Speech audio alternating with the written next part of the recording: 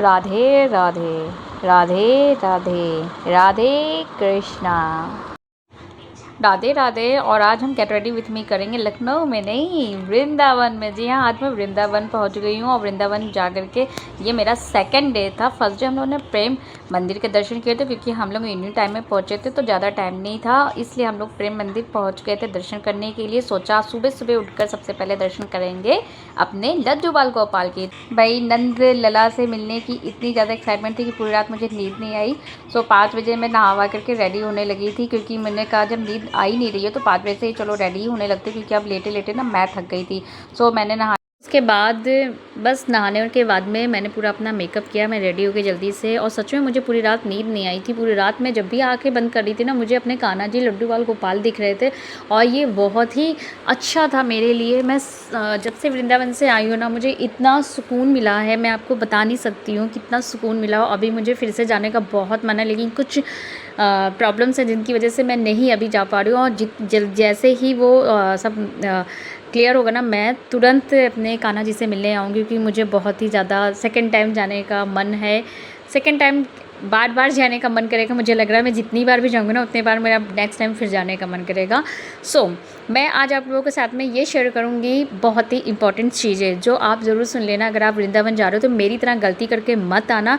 वृंदावन जा रहे हो ना तो कम से कम 3 डेज़ का टाइम लेना। हम लोगों के पास में छुट्टी ज़्यादा नहीं थी, हम लोगों ने 2 डेज़ के अंदर ही प्लानिंग किया। और 2 डेज़ में एक दिन तो हम लोगों का सुबह निकले थे और शाम को हम लोग वृंदावन पहुँचे, प्रेम मंदिर दर्शन किया रात में। उसके बाद नेक्स्ट डे वहाँ फिर हम लोगों ने दर्शन किया, फिर शाम को फिर हम लोग चले आए थे, क्योंकि हम लोगों का ऑफिस ओपन हो गया था, तो उस चक्कर में हम लोग रुक नहीं सकते थे।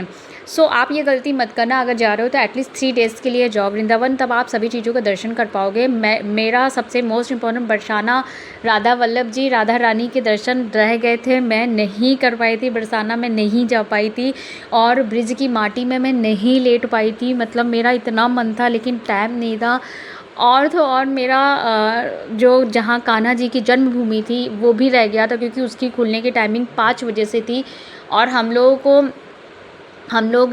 परिक्रमा करने के बाद में फ्री हो गए थे, 3:30 या 4 बजे फ्री हो गए थे। लेकिन अगर हम लोग वहाँ पर, बहुत लंबी लाइन लगी थी, हम लोग गए थे, अगर हम लोग वहाँ दर्शन करते तो उस रात हम लोग नहीं निकल पाते, और उस रात हम लोग को रुकना पड़ता, और नेक्स्ट मॉर्निंग ऑफिस अटेंड करना बहुत ही ज़रूरी था। तो नेक्स्ट टाइम हम लोग 3 डेज़ के प्लान बना करके ही जाएंगे, जिससे कि राधा रानी से मैं मिल सकूं अपनी बरसाने की।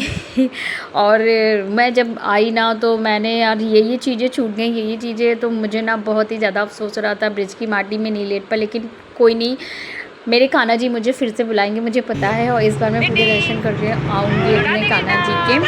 सो मैं बस आप भी जाना ना, तो मैं इसलिए आप लोगों को बता रही हूँ कि क्योंकि ये गलती आप लोगों से ना हो। आप लोग जब जाओ ना, प्लान करो वृंदावन, तो ये सब जगह घूम कर आओ, क्योंकि आप सारे जगह नहीं जाओगे ना, तो आपको वृंदावन में जाने के बाद में अफसोस होगा, मेरी तरह जैसे मुझे हुआ। क्योंकि मैं फ़र्स्ट टाइम गई थी वृंदावन, और फर्स्ट टाइम जाने के बाद मैं पूरी जगह नहीं जा पाई, राधा रानी जी से नहीं मिल पाई। तो वो उस चीज़ का मुझे अफसोस अभी भी रहता है, इसलिए मुझे ना दोबारा जाने की बहुत ही जल्दी है।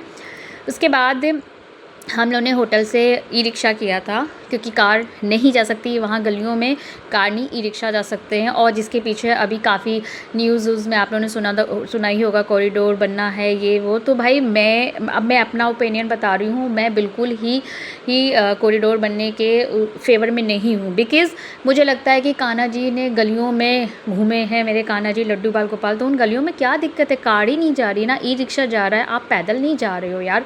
तो आप मत कॉरिडोर के चक्कर में पड़ो, मत बनवाओ भाई। गोकुल हमारे कान्हा जी का है, गोकुल में कान्हा जी गलियों गलियों में घूमते थे, तो मतलब कैसे आप उसको चेंज कर सकते हो? वहाँ उनकी यादें हैं, वो उन लोगों से पूछो। जब मैं हो करके आई हूँ, मुझे इतना फील होता है वहाँ की गलियों का। मुझे बिल्कुल भी ऐसा नहीं लग रहा था कि यहाँ पे सुविधाओं की कमी है, कॉरिडोर चौड़ी रोड है, ये सब करके मतलब बेकार कर दोगे आप। मत नेचुरल ब्यूटी को ख़राब करो प्लीज़ प्लीज़।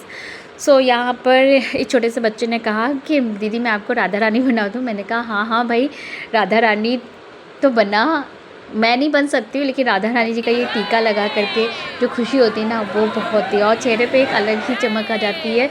और मेरी खुशी आप देख रहे हो कि मैं कितनी खुशी है टीका लगवाने के बाद में।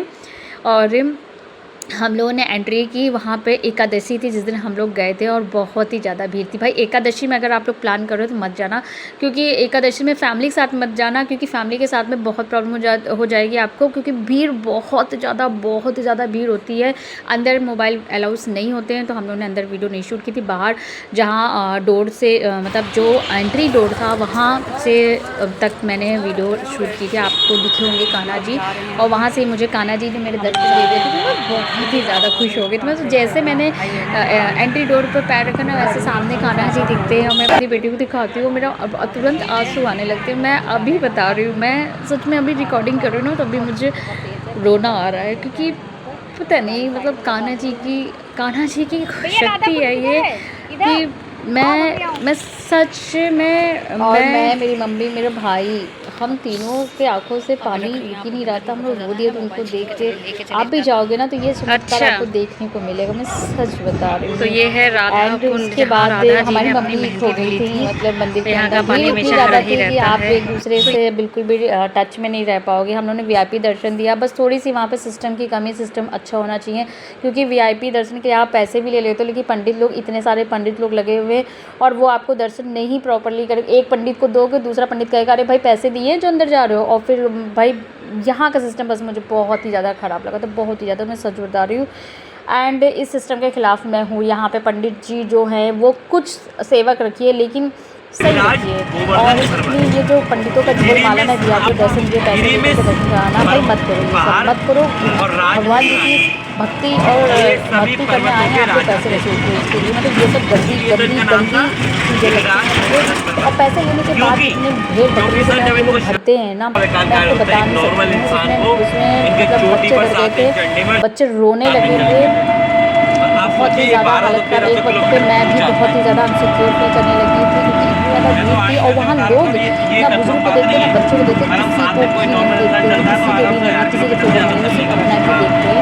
एंड उसके बाद वहाँ से निकलने के बाद में हम लोगों की परिक्रमा गोवर्धन पर्वत की, और गोवर्धन पर्वत की परिक्रमा ई-रिक्शे से की हम लोगों ने, और जिसमें भैया जी ने, ई-रिक्शा वाले भैया जी ने हम लोगों को वहाँ की कथा भी सुनाते हुए दर्शन कराए।